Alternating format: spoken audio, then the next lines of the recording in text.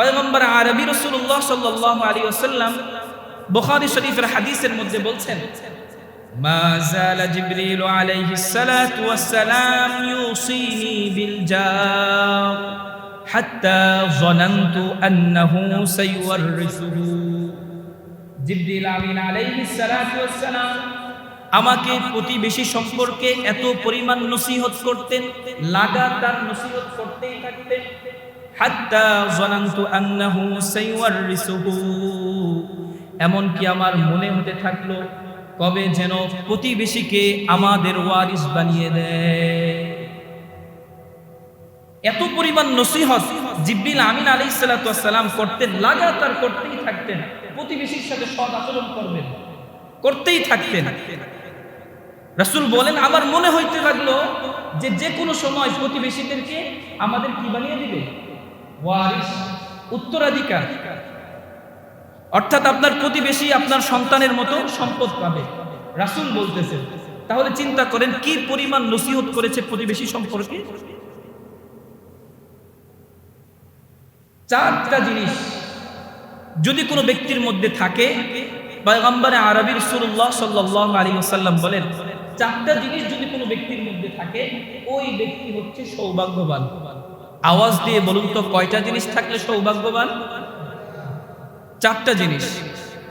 পয়গম্বর আরবি রাসূলুল্লাহ সাল্লাল্লাহু আলাইহি ওয়াসাল্লাম বলেন, আরবাউন মিন সাআদাতিন, চারটা জিনিস সৌভাগ্যের লক্ষণ। আল মারআতুস সালিহা, এক নাম্বার হচ্ছে নেককার স্ত্রী, এক নাম্বার নেককার স্ত্রী। দুই নাম্বার আল মাসকানুল ওয়াসি', প্রশস্ত ভারী, কি ভারী? প্রশস্ত বাসস্থান। তিন নাম্বার ওয়াল জারুস সালিহ, নেককার প্রতিবেশী।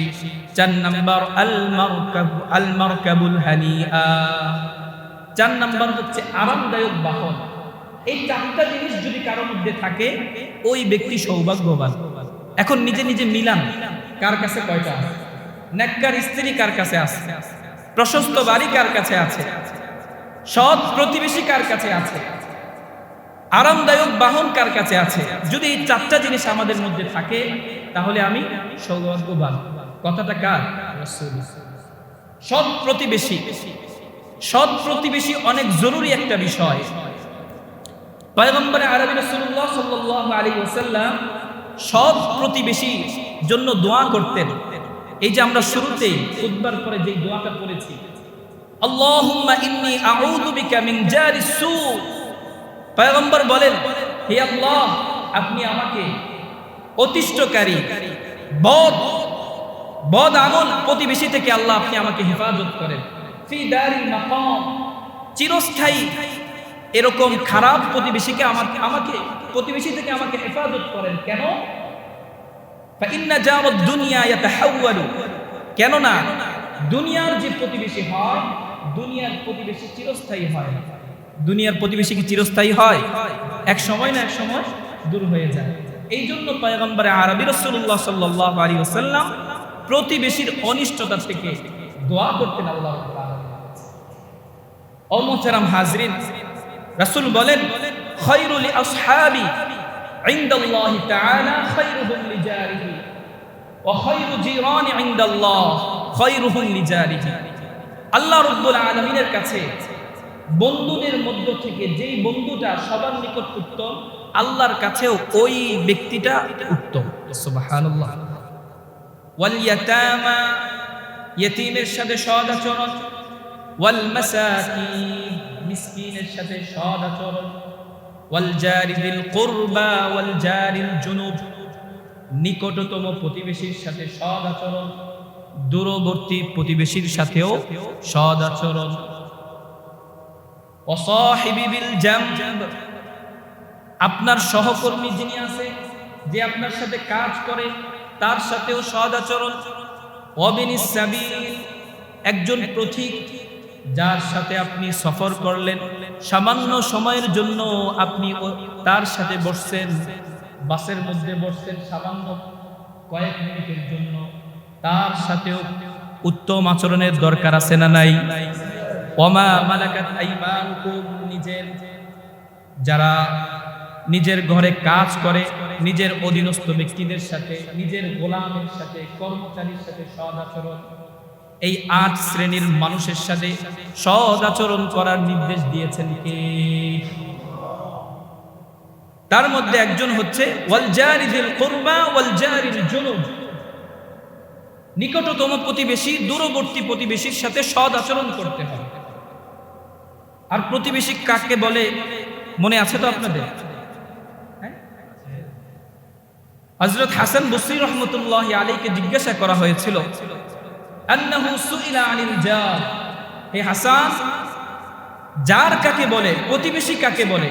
উত্তরে হাসান বসরি রাহমাতুল্লাহি আলাইহি উত্তর দিয়েছিলেন, 40 দারান আমামাহু ওয়া 40 খালফাহু, 40 ইয়ামিনিহি ওয়া 40 আন ইয়াসারিহি। আমার সামনের 40টা ঘর, পিছনের 40টা ঘর, ডানের 40টা ঘর, বামের 40টা ঘর, এই 40 40 40 40 মোট 160টা ঘর হচ্ছে আমার প্রতিবেশী। রাসূলুল্লাহ সাল্লাল্লাহু আলাইহি ওয়াসাল্লাম প্রতিবেশী সম্পর্কে এত পরিমাণ নসিহত জিবরিল আমিন আলাইহিস সালাতু ওয়াস সালাম থেকে শুনেছেন। পয়গম্বর আরবি রাসূলুল্লাহ সাল্লাল্লাহু আলাইহি ওয়াসাল্লাম বুখারী শরীফের হাদিসের মধ্যে বলছেন, মা যালা জিবরিল আলাইহিস সালাতু ওয়াস সালাম ইউসিনি বিল জার হাত্তা যানানতু আন্নাহু সাইওয়ারিসুহু। জিবরিল আমিন আলাইহিস সালাতু ওয়াস সালাম আমাকে প্রতিবেশী সম্পর্কে এত পরিমাণ নসিহত করতেন, লাগাতার নসিহত করতেই থাকতেন, হাত্তা যানানতু আন্নাহু সাইওয়ারিসুহু, এমন কি আমার মনে হতে থাকলো কবে যেন প্রতিবেশীকে আমাদের ওয়ারিস বানিয়ে দেয়। এত পরিমাণ নসিহত জিবরিল আমিন আলাইহিস সালাতু ওয়াস সালাম করতেন, লাগাতার করতেই থাকতেন, প্রতিবেশীর সাথে সৎ আচরণ করবেন, করতেই থাকতেন। রাসূল বলেন, আমার মনে হইতে লাগলো যে কোনো সময় প্রতিবেশীদেরকে আমাদের কি বানিয়ে দিবে? ওয়ারিস, উত্তরাধিকার। অর্থাৎ আপনার প্রতিবেশী আপনার সন্তানের মতো সম্পদ পাবে, রাসূল বলতেছেন। তাহলে চিন্তা করেন কি পরিমাণ নসিহত করেছে প্রতিবেশী সম্পর্কে। 4টা জিনিস যদি কোনো ব্যক্তির মধ্যে থাকে, পয়গম্বর আরবি রাসূলুল্লাহ সাল্লাল্লাহু আলাইহি ওয়াসাল্লাম বলেন, 4টা জিনিস যদি কোনো ব্যক্তির মধ্যে থাকে, ওই ব্যক্তি হচ্ছে সৌভাগ্যবান। আওয়াজ দিয়ে বলুন তো, কয়টা জিনিস থাকলে সৌভাগ্যবান? 4টা জিনিস। পয়গম্বর আরবি রাসূলুল্লাহ সাল্লাল্লাহু আলাইহি ওয়াসাল্লাম বলেন, আরবাউন মিন সাআদাতিন, 4টা জিনিস সৌভাগ্যের লক্ষণ। আল মারআতু সালিহা, 1 নাম্বার হচ্ছে নেককার স্ত্রী, 1 নাম্বার নেককার স্ত্রী। 2 নাম্বার আল মাসকানুল ওয়াসি', প্রশস্ত ভারী, কি ভারী? প্রশস্ত বাসস্থান। 3 নাম্বার ওয়াল জারুস সালিহ, নেককার প্রতিবেশী। 4 নাম্বার আল মারকাবুল হানিআ, 4 নাম্বার হচ্ছে আরামদায়ক বাহন। এই 4টা জিনিস যদি কারোর মধ্যে থাকে, ওই ব্যক্তি সৌভাগ্যবান। এখন নিজে নিজে মিলান, কার কাছে কয়টা আছে? নেককার স্ত্রী কার কাছে আছে? প্রশস্ত বাড়ি কার কাছে আছে? সৎ প্রতিবেশী কার কাছে আছে? আরামদায়ক বাহন কার কাছে আছে? যদি এই 4টা জিনিস আমাদের মধ্যে থাকে, তাহলে আমি সৌভাগ্যবান। কথাটা কার? রাসূল। সৎ প্রতিবেশী, সৎ প্রতিবেশী অনেক জরুরি একটা বিষয়। পয়গম্বর আরবি রাসূলুল্লাহ সাল্লাল্লাহু আলাইহি ওয়াসাল্লাম সৎ প্রতিবেশী জন্য দোয়া করতেন। এই যে আমরা শুরুতেই খুতবার পরে যে দোয়াটা পড়েছি, আল্লাহুম্মা ইন্নী আউযু বিকা মিন জারিস সু, পয়গম্বর বলেন, হে আল্লাহ, আপনি আমাকে অতিষ্ঠকারী বদ আমল প্রতিবেশী থেকে আল্লাহ আপনি আমাকে হেফাজত করেন। ফি দারিল মাকাম, চিরস্থায়ী এরকম খারাপ প্রতিবেশীকে আমাকে প্রতিবেশী থেকে আমাকে হেফাজত করেন। কেন? ফাইন্না জারুদ দুনিয়া ইয়াতাহাওয়ালু, কেন না দুনিয়ার যে প্রতিবেশী হয়, দুনিয়ার প্রতিবেশী চিরস্থায়ী হয়। দুনিয়ার প্রতিবেশী কি চিরস্থায়ী হয়? এক সময় না এক সময় দূর হয়ে যায়। এই জন্য পয়গম্বর আরবি রাসূলুল্লাহ সাল্লাল্লাহু আলাইহি ওয়াসাল্লাম প্রতিবেশীর অনিষ্টতা থেকে দোয়া করতেন আল্লাহ রাব্বুল আলামিন। ও মুহতারাম হাজরিন, রাসূল বলেন খায়রুল আসহাবি ইনদাল্লাহি তাআলা খায়রুহুম লিজারিহি ওয়া খায়রু জিরানি ইনদাল্লাহ খায়রুহুম লিজারিহি। আল্লাহ রাব্বুল আলামিনের কাছে বন্ধুদের মধ্য থেকে যেই বন্ধুটা সবার নিকট উত্তম, আল্লাহর কাছেও ওই ব্যক্তিটা উত্তম। সুবহানাল্লাহ। সাথে সাথে রাসূল সাল্লাল্লাহু আলাইহি ওয়াসাল্লাম বলেন ওয়া খায়রুকুম লিজারিহি ইনদাল্লাহ, প্রতিবেশীদের মধ্য থেকে যেই প্রতিবেশীটা মানুষের নিকট উত্তম, আল্লাহর কাছেও ওই ব্যক্তিটাই উত্তম। আওয়াজ দিয়ে বলুন, ওই ব্যক্তিটা উত্তম। এই জন্য আল্লাহ রাব্বুল আলামিনের কাছে উত্তম হওয়ার জন্য উত্তম প্রতিবেশী হওয়ার দরকার আছে না নাই? উত্তম প্রতিবেশী হতে হবে। পয়গম্বর আরবি রাসূলুল্লাহ সাল্লাল্লাহু আলাইহি ওয়াসাল্লাম বলেন, ইবনে মাজার 2672 নম্বর হাদিস, তিনি বলেন যে ব্যক্তি আল্লাহ এবং রাসূলের উপর ঈমান রাখে সে যাতে তার প্রতিবেশীর সাথে সৎ আচরণ করে। মান কানা ইউমিনু বিল্লাহ ওয়াল ইয়াউমিল আখির ফালইউহসিন ইলা জারিহি, যে ব্যক্তি আল্লাহর উপর ঈমান রাখে, পরকালের উপর ঈমান রাখে, ফালইউহসিন জারহু ইলা আহসানিহি, ওই ব্যক্তি যাতে তার প্রতিবেশীর সাথে ভালো আচরণ করে, সৎ ব্যবহার করে। আমাদের আল্লাহর উপর ঈমান আছে? আওয়াজ দিয়ে বলেন, আল্লাহর উপর ঈমান আছে? পরকালের উপর ঈমান আছে?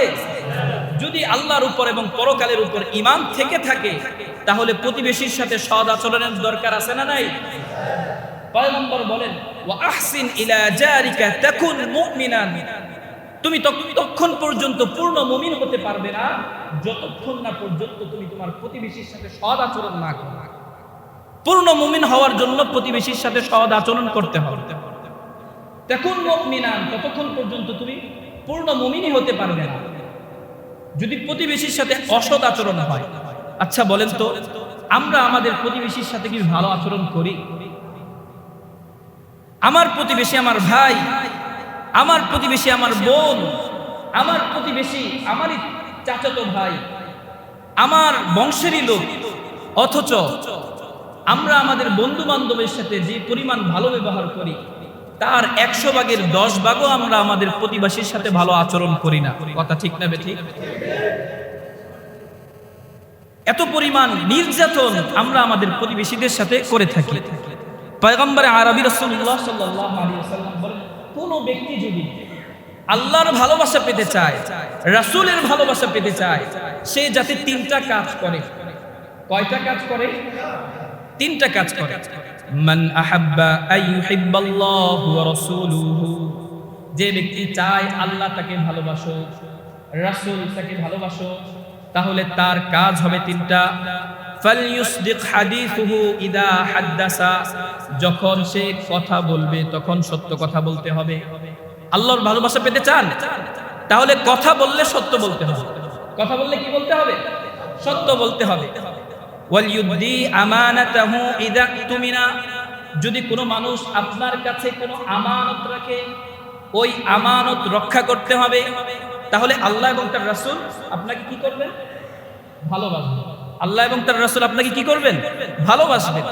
3 নাম্বার, ওয়াল ইউহসিন জিরান ইলা জারিহি, 3 নাম্বার, প্রতিবেশীর সাথে সৎ আচরণ করলে ওই ব্যক্তিকে ভালোবাসবেন কে? প্রতিবেশীর সাথে সৎ আচরণ। আল্লাহর ভালোবাসা পাওয়ার একটা মাধ্যম, রাসূলের ভালোবাসা পাওয়ার মাধ্যম। কোন ব্যক্তি যদি চায় তাহলে কথা বললে সত্য বলতে হবে। আল্লাহর ভালোবাসা পেতে হলে কথা বললে সত্য বলতে হবে। আমানত যদি কারো কাছে রাখে ওই আমানত ঠিক মতো আদায় করতে হবে। 3 নাম্বার, প্রতিবেশীর সাথে ভালো আচরণ। আমরা প্রতিবেশীর সাথে ভালো আচরণ করার জন্য প্রস্তুত আছি তো ইনশাআল্লাহ? প্রতিবেশীকে কষ্ট দেওয়া হারাম। প্রতিবেশীকে কষ্ট দেওয়া কি হারাম? গুনাহ করা, কবিরা গুনাহ করা যেমন হারাম, চুরি করা যেমন হারাম, ডাকাতি করা যেমন হারাম, সুদ খাওয়া যেমন হারাম, ঘুষ খাওয়া যেমন হারাম, জেনাহ করা যেমন হারাম, ঠিক তদ্রুপ প্রতিবেশীর সাথে অসৎ আচরণ করাও। আওয়াজ দিয়ে বলেন, সন্দেহ আছে? পয়গম্বর আরবী রাসূলুল্লাহ সাল্লাল্লাহু আলাইহি ওয়াসাল্লাম বলেন, মান কানা ইউমিনু বিল্লাহি ওয়াল ইয়াউমিল আখির ফালইউযি জারাহু। যে ব্যক্তি আল্লাহর উপর ঈমান রাখে, পরকালের উপর ঈমান রাখে, সে যাতে তার প্রতিবেশীকে কষ্ট না দেয়। প্রতিবেশীকে কি না দেয়? কষ্ট না দেয়। প্রতিবেশীকে কষ্ট দেওয়া হারাম। আমরা যে পরিমাণ গুনাহ করি তার অধিকাংশ গুনাহ, যে পরিমাণ ঝগড়া করি তার 60% ঝগড়া আমরা আমাদের প্রতিবেশীর সাথেই করি। আমরা আমাদের প্রতিবেশীর সাথেই ঝগড়াটা বেশি করি। অথচ পয়গম্বরের বাণী যে জিবরিল আমিন আলাইহিস সালাতু ওয়াস সালাম আমার কাছে যতবার আসতেন ততবারই এত পরিমাণ আমাকে যার সম্পর্কে, প্রতিবেশী সম্পর্কে নসিহত করতেন, আমার কাছে মনে হইতো হয়তোবা কোনো একদিন আমাদেরকে প্রতিবেশীর ওয়ারিস বানিয়ে দিবেন। এই জন্য কাজ করার আগে খুব সাবধান। পয়গম্বর আরবী রাসূলুল্লাহ সাল্লাল্লাহু আলাইহি ওয়াসাল্লাম কসম করে বলতেছেন, তিনবার, এক হাদিসের মধ্যে পয়গম্বর তিনবার কসম করেছেন, ওয়াল্লাহি লা ইউমিনু, ওয়াল্লাহি লা ইউমিনু, ওয়াল্লাহি লা ইউমিনু। সাহাবায়ে কেরাম জিজ্ঞাসা করলেন, ইয়া রাসূলুল্লাহ, মা যাকা ইয়া রাসূলুল্লাহ? রাসূল সাল্লাল্লাহু আলাইহি ওয়াসাল্লাম বললেন, ওয়াল্লাহি লা ইউমিনু, ওই ব্যক্তি মুমিন নয়, আল্লাহর কসম। দেখবেন আরবরা কথায় কথায় বলে ওয়াল্লাহি, ওয়াল্লাহ, ওয়াল্লাহ, ইয়াল্লাহ, মানে আল্লাহর কসম। তারা কথায় কথায় বলে বিল্লাহ, আল্লাহ, ইন্নাল্লাহ, এরকম বলে, কসম করে, আল্লাহর কসম করে। কোনো কথা বলার আগে কসম করে যে আমি আমার এই কথাটাকে সত্য বলতেছি, এই কথা কি বলতেছি? সত্য বলতেছি। রাসূল বলেন ওয়াল্লাহি লা ইউমিনু, ওই ব্যক্তি মুমিন নয়। এরকম করে করে তিনি তিনবার বললেন। বলার পর সাহাবায়ে কিরাম জিজ্ঞাসা করলো, মা যাকা ইয়া রাসূলুল্লাহ, কোন ব্যক্তি মুমিন নয় ইয়া রাসূলুল্লাহ? রাসূল বললেন, আল জারু লা ইউমিনু জারাহু বাওয়াইকাহু, ওই ব্যক্তি মুমিন নয় যার প্রতিবেশী তার অনিষ্টতা থেকে নিরাপদ নয়, তার অনিষ্টতা থেকে কি নয়? নিরাপদ। চিন্তা করে দেখেন তো, আমরা আমাদের প্রতিবেশী, আমাদের প্রতিবেশীকে আমাদের থেকে নিরাপদ?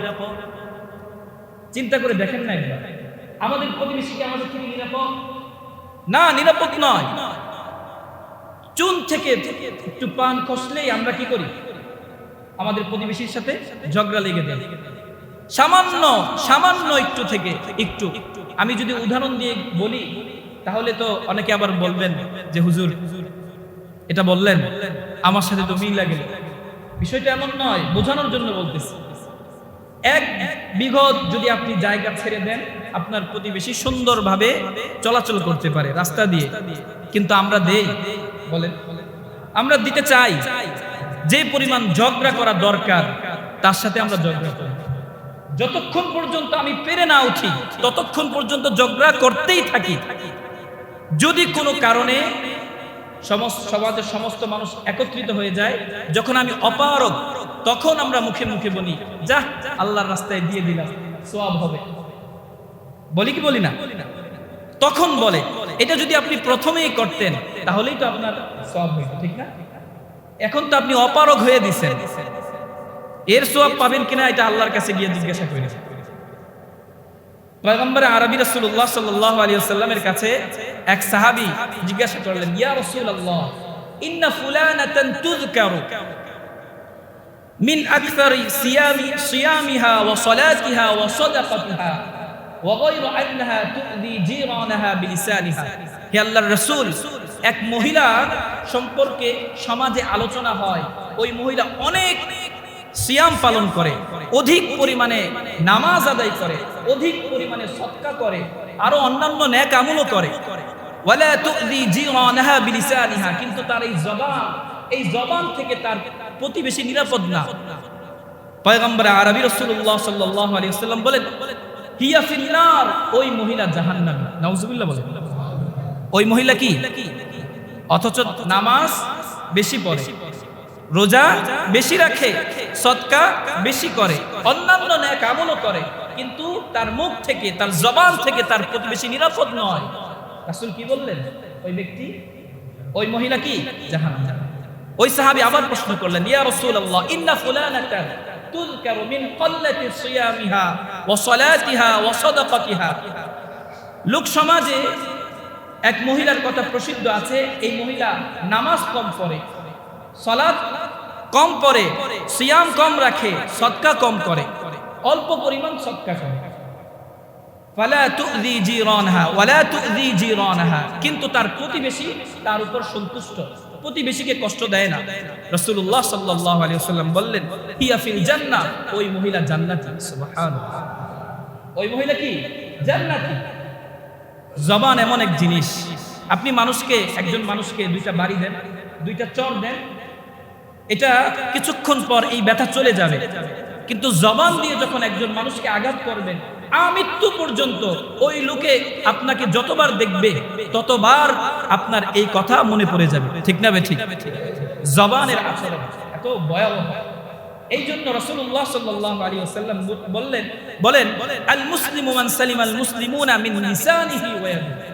প্রকৃত মুসলমান ওই ব্যক্তি যার জবান এবং হাত থেকে অপর মুসলমান নিরাপদ। অপর মুসলমান নিরাপদ। আগে রাসূল জবানের কথা বলেছেন, এরপর হাতের কথা।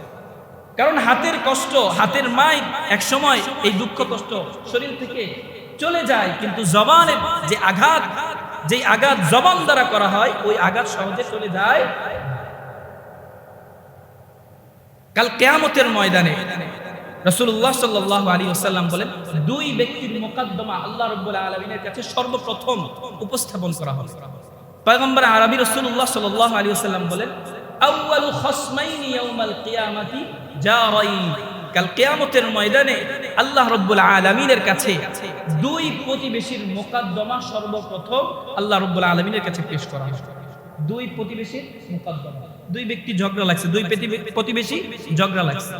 এখন অনেকে আবার বলতে পারেন যে হুজুর, আপনি তো সব সময় বলেন যে কিয়ামতের দিবসে সর্বপ্রথম নামাজের হিসাব দেওয়া হবে। আউয়ালু মা ইউহাসাবু বিহিল আবদু ইয়াউমাল কিয়ামাতিস সালাহ। কিয়ামতের দিন সর্বপ্রথম নামাজের হিসাব নেওয়া হবে। তো দুইটার সাথে একটা পার্থক্য হয়ে গেল না? দুইটা কথা তো এক হইল না, দুইটা কথাই ঠিক। হুকুকুল ইবাদ, যে ইবাদ আল্লাহর ইবাদতের সঙ্গে আল্লাহর সাথে সম্পৃক্ত, ওই ইবাদতের ক্ষেত্রে সর্বপ্রথম নামাজের হিসাব নেওয়া হবে। হুকুকুল্লাহ, আল্লাহর যে হক, ওই হক সম্পর্কে সর্বপ্রথম নামাজের হিসাব নেওয়া হবে। আর হুকুকুল ইবাদ, বান্দার হকের সাথে যে বিষয়টা সম্পৃক্ত, ওই বিষয় সর্বপ্রথম প্রতিবেশীর মুকদ্দমা আল্লাহ রাব্বুল আলামিনের কাছে কি করা হবে? পেশ করা হবে। এই জন্য সাবধান।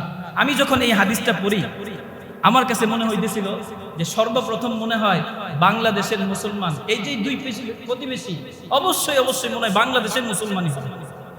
কেন মনে হয়েছে? কারণ বাংলাদেশে যে পরিমাণ প্রতিবেশীর সাথে ঝগড়া করা হয়, পৃথিবীর অন্য কোনো দেশে এই পরিমাণ ঝগড়া করা হয় না। ঠিক না? এত পরিমাণ হয় না। আমরা বাঙালি মানুষ, তো এই জন্য প্রতিবেশীর হক আদায় করতে হবে। প্রতিবেশীর অনেক হক আছে।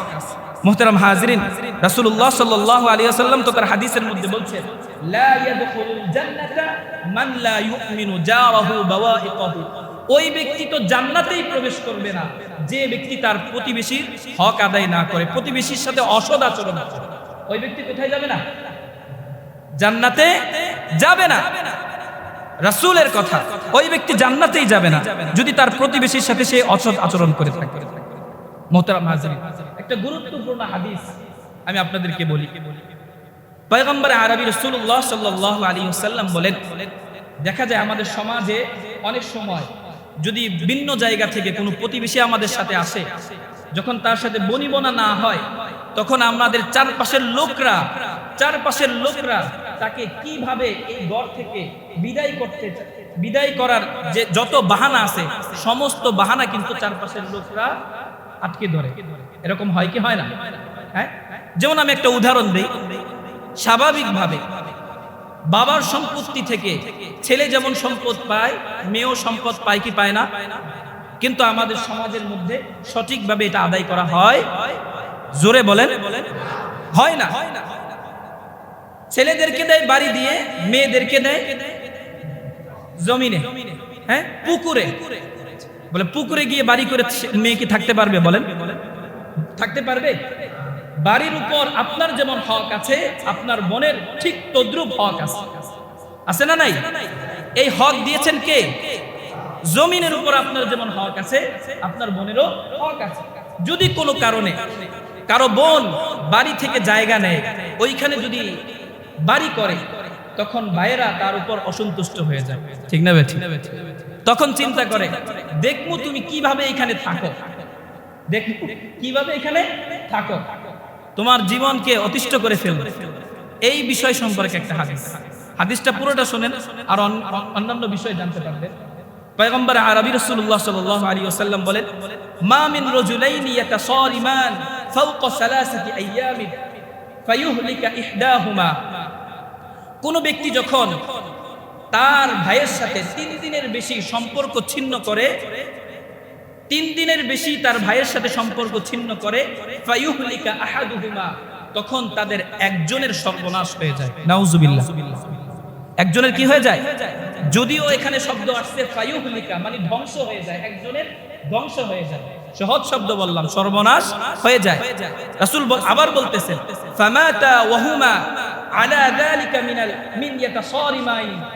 আর যদি দুই ব্যক্তি, যেই দুই ব্যক্তি সম্পর্ক ছিন্ন করলো, এই দুই ব্যক্তি যদি মারা যায়,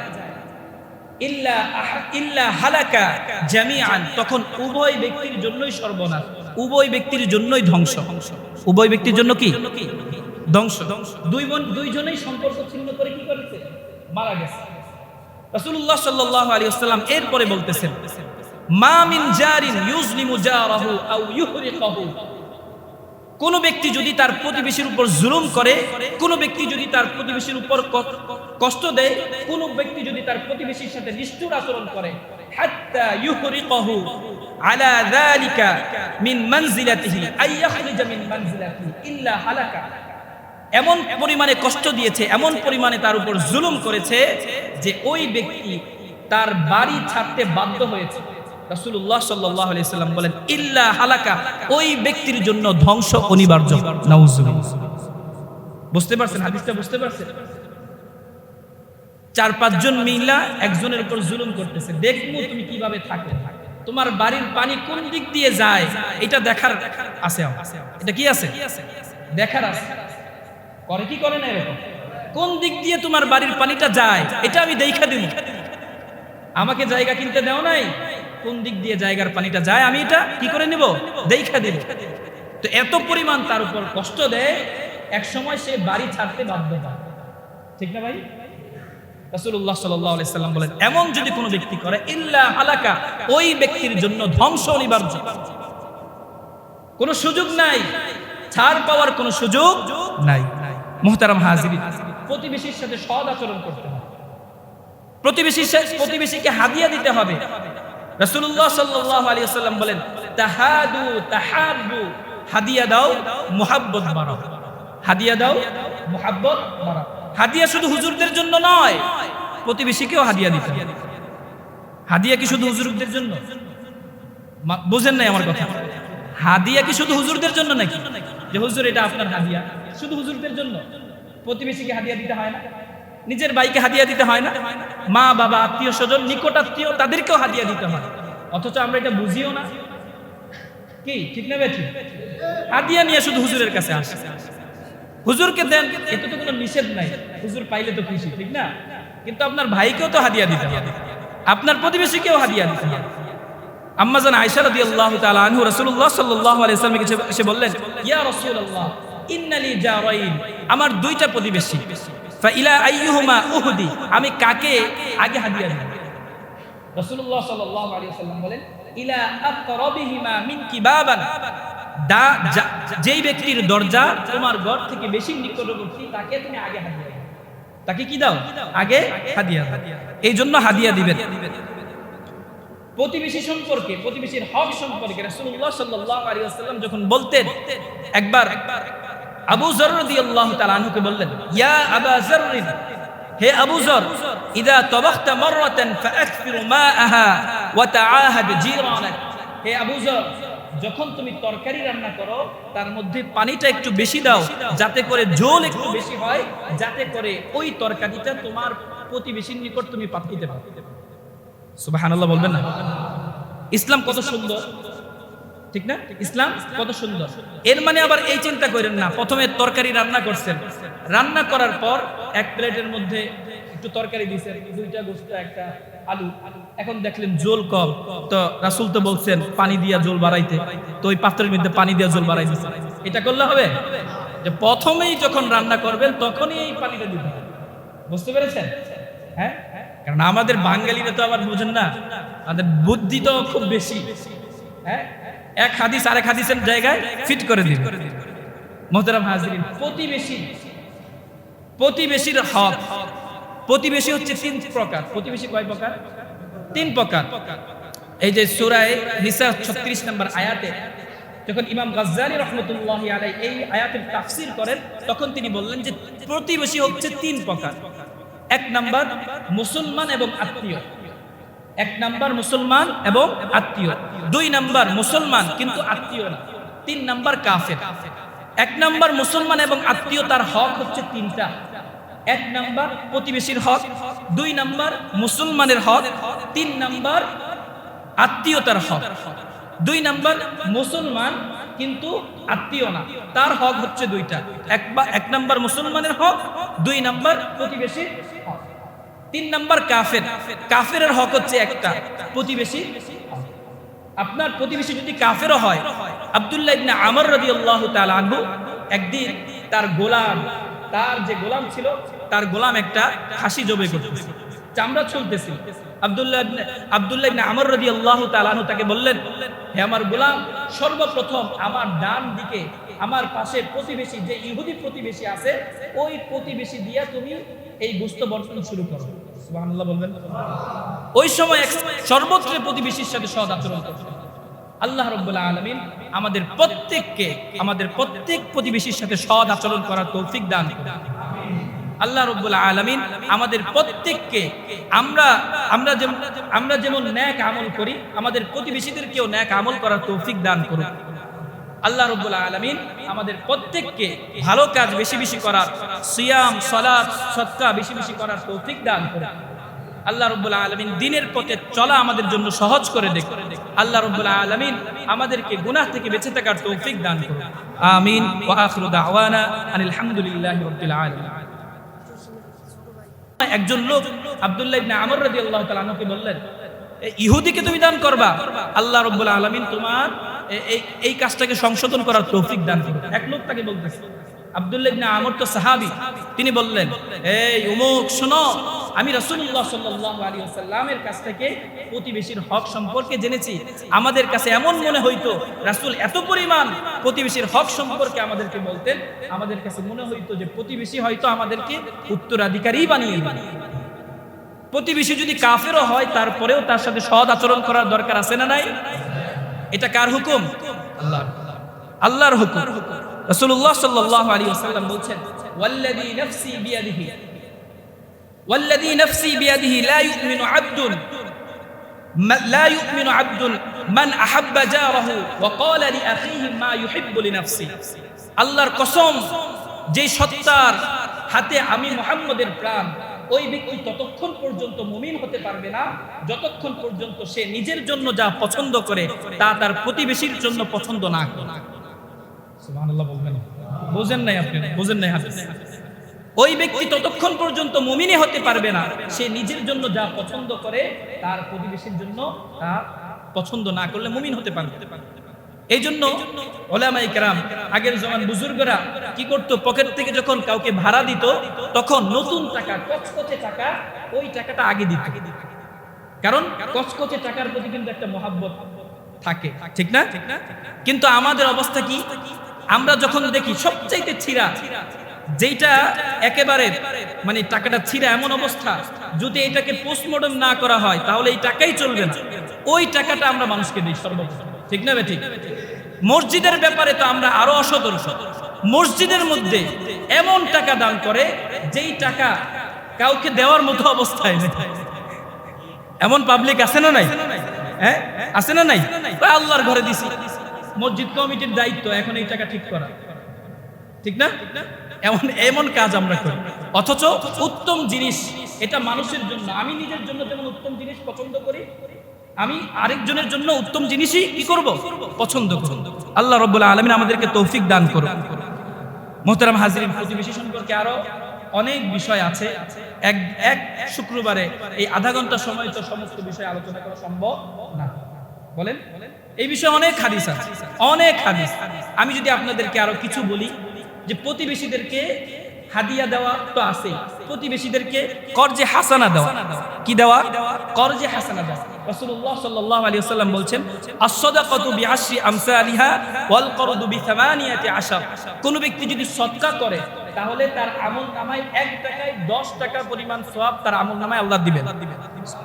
আর কোন ব্যক্তি যদি তার প্রতিবেশীকে করজে হাসানা দেয়, ঋণ দেয়, কি দেয়?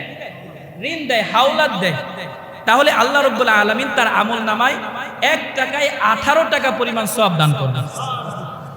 রাসূল সাল্লাল্লাহু আলাইহি ওয়াসাল্লামের জামানায় এক সাহাবী ছিল, ওই সাহাবী তার যে লোক ছিল তাকে বলে দিয়েছে, ওই সাহাবীর কাজ ছিল মানুষদেরকে ধার দেওয়া, করজে হাসানা দেওয়া।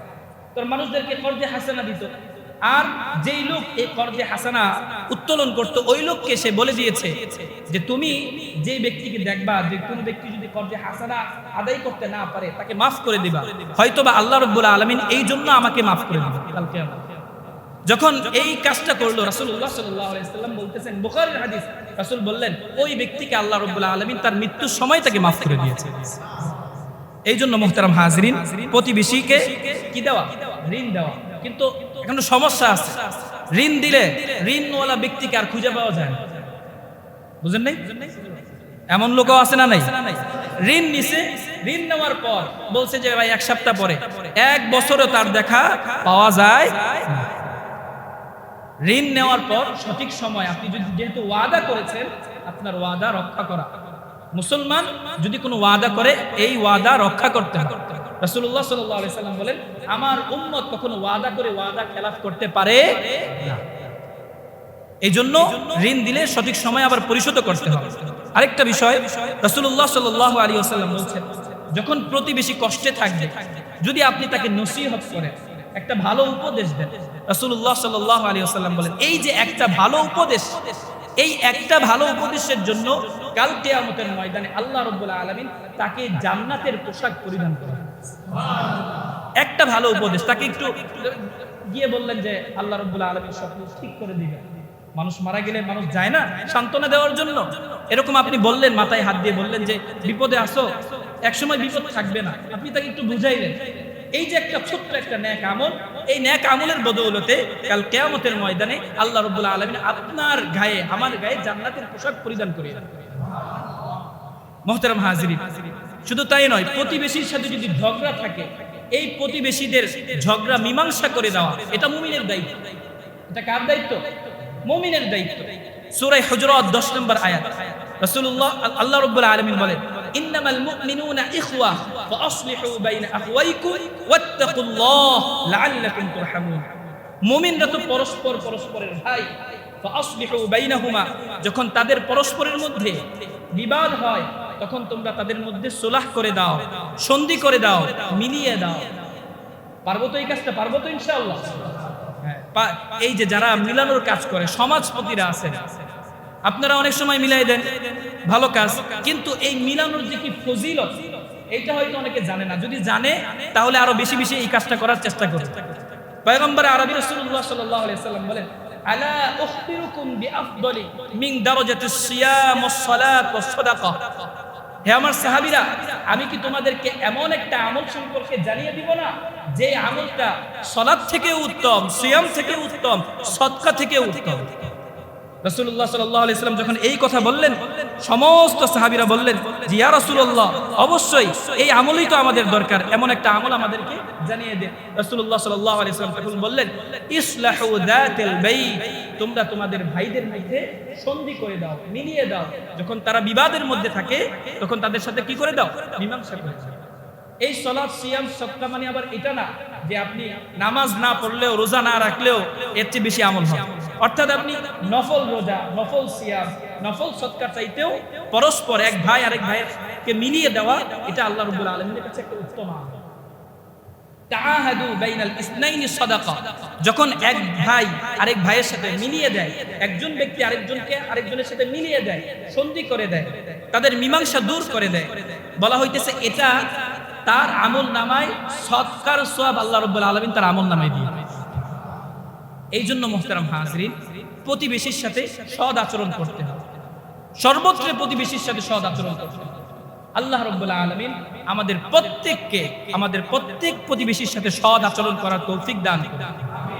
আল্লাহ রাব্বুল আলামিন আমাদের প্রত্যেককে